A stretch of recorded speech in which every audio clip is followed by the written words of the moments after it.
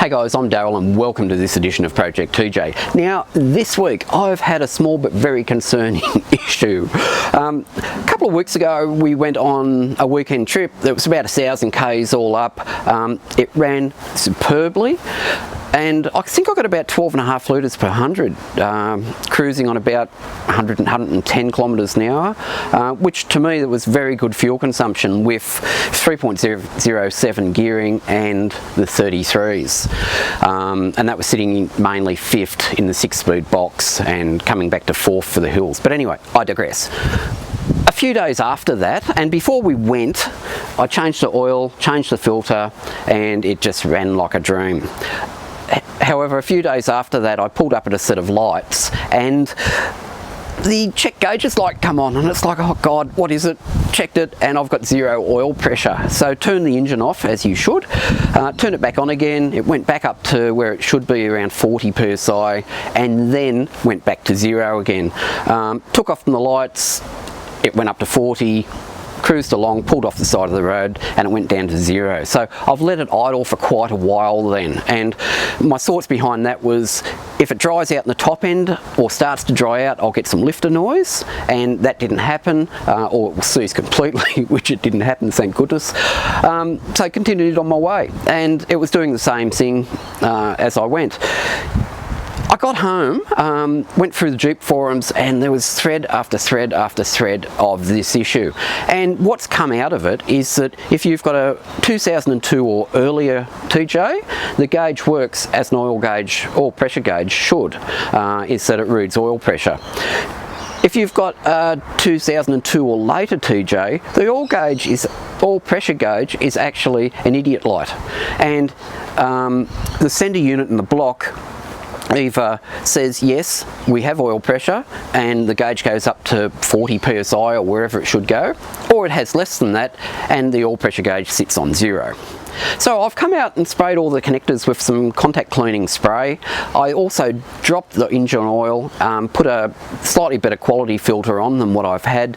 That made no difference. However, with the contact cleaner, it actually became a problem that was all the time when it heated up to now and then. So it's kind of pointing towards an electrical issue in the sender unit, and this concurs with all the threads that you see on the Jeep forums. So I've ordered a new sender unit for the block, and to be honest that's turned up about half an hour ago. I was working on the camper and this turned up from Rock Auto.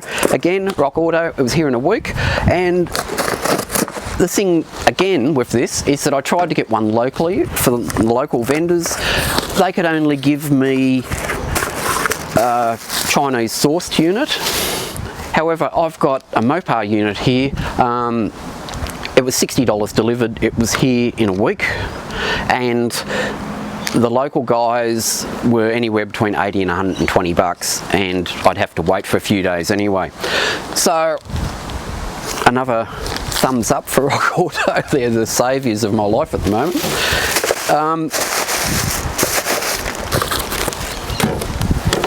You'd think I'd have a decent knife. Every YouTuber has a decent knife. This shows where I am in the tree of things. I have a box cutter, but anyway,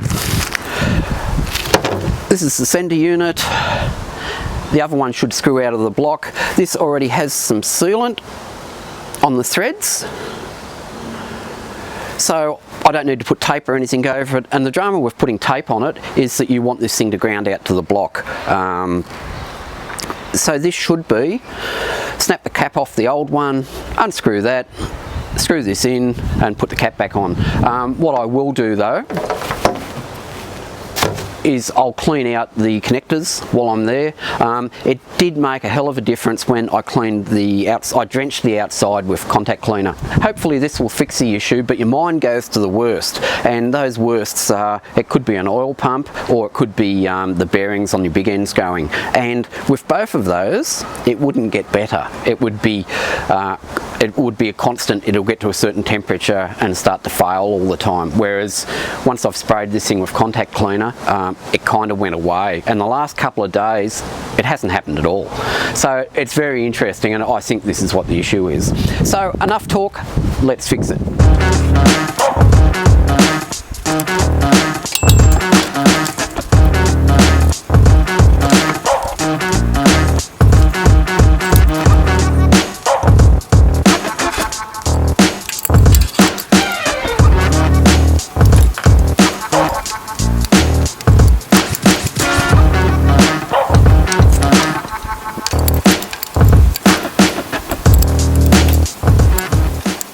Now that was quite difficult to film. There just isn't enough room to do it all. Basically, this is the old one. You just need to get a spanner or something around the flats as you would any other bolt. I had difficulties and I ended up just using a pair of vice grips because they would lock around it, and then all I had to do was turn it. And remember, lefty loosey, righty tighty, and you'll be fine. Once that's out, just screw the new one in. Just treat it like an oil filter. Do it up by hand and then a half turn or quarter turn. You don't have to go full FT torque settings with this. All it needs to do is suit into the block. It already has the sealant on it, which is like a Loctite sealant, so you don't need to add anything to it. Screw it in, do it up so it doesn't leak, and reattach the wire. With the connector, I might just give that a spray inside it with some contact cleaner. It is a little bit oily down there, and that's from the rocker cover gasket that was leaking but now isn't. So anyway, let's fit this, and hopefully that'll fix our problems.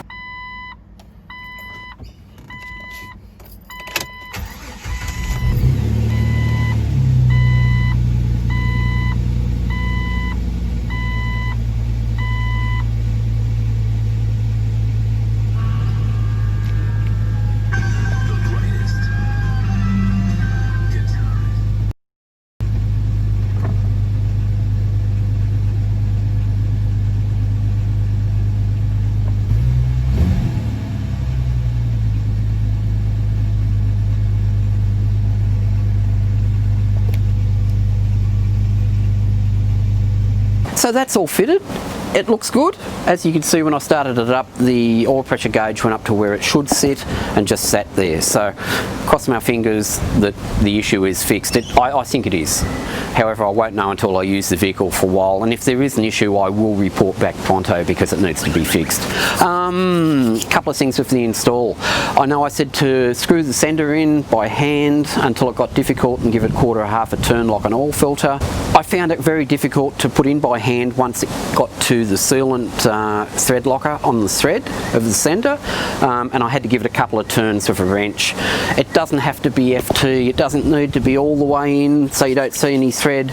Mine's about 3/4 of the way through the thread locker. It's good enough. All it needs to do is ground to the block and hold it in there and not leak oil, which is where it is. And the connector on the wiring loom that connects to the sender, I cleaned it out with some contact cleaner and a lot of gunk came out.